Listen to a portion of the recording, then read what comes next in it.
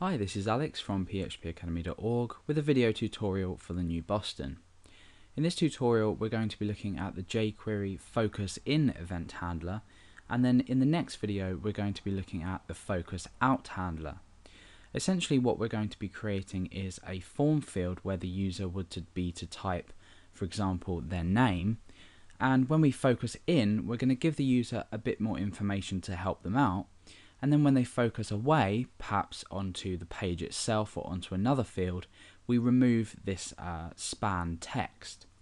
So just so we can get the idea of what we're creating, let's go ahead and create our input type, our input field, and as well as span.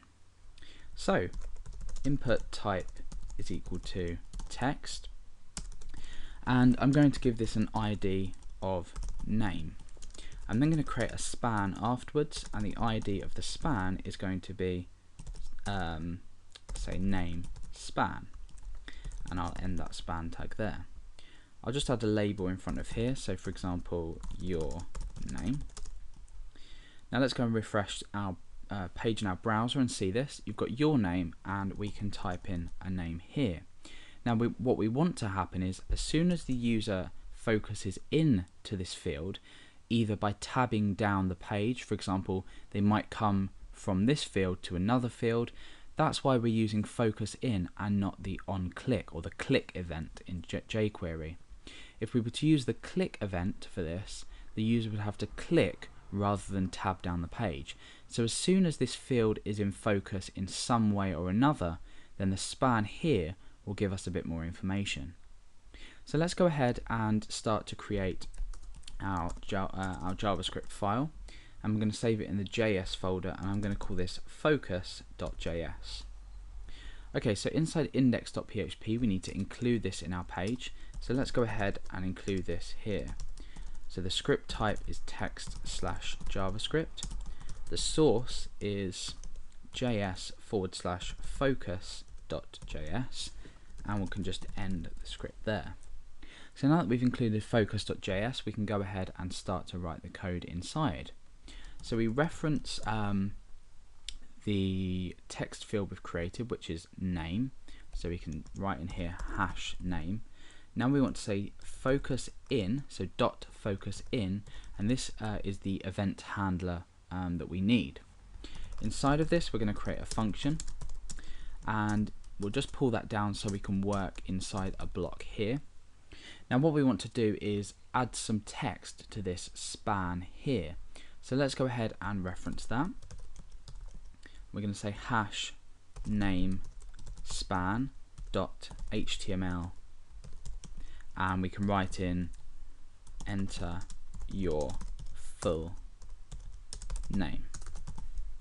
So now what's going to happen is when we refresh our page and we click here, we get this text enter your full name. Now let's go ahead and duplicate the current field we have and actually create something else. So I'm going to say your age. I'm going to keep this as an input type of text, but I'm going to change this to age, and similarly I'm going to change this to age as well. Oh no, sorry, yeah, we need age just here. So let's surround these in paragraphs just to separate this out, and we'll be able to see our two fields one below each other. So when we click on your name, it says enter your full name.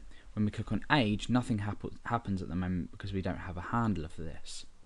Let's take the easy option and we'll go and just copy and paste this down, and we'll change this here to age, we'll change this here to age, and we'll change the message. So enter your current age. Okay, so now that that's working, when we click on your name we get this span filled with this text. When we click on here we get this span filled with this text. However, what happens if we were to click on your name and then we tab down? We still get the text. If we were using the click function or the click event handler, you'll notice that it will work a bit differently. So let's change both of these to click. Refresh the page in our browser. When I click on it, it still works. We still have this information relayed back to the user. However, I'm going to press tab on my keyboard to tab down to age, and you'll see that we don't get this text appear in the span here. So the reason we use focus in is to actually allow this event to take place, or this event handler to be called, when we actually have focus on the text area rather than a user clicking on it. It's extremely unlikely that a user would come along to a website and click each individual field.